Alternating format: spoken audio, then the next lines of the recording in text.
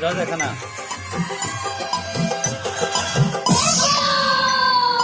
आई बारी मैया जब से लगल बड़ी रे भारी तब से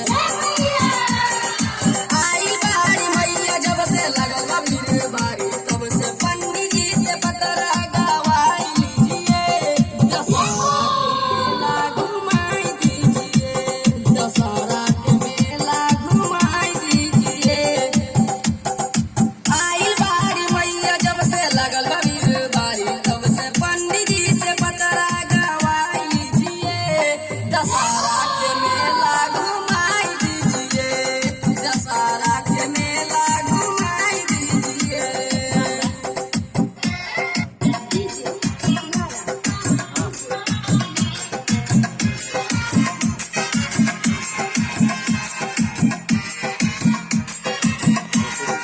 जय माता दी बोलत सबे चातरे भागता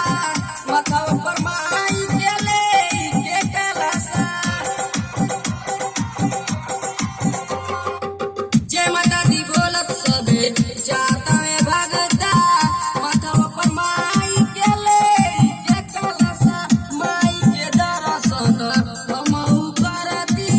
हर साल असई कर से नजरिया गाँव में के रंगा बोलाई लीजिए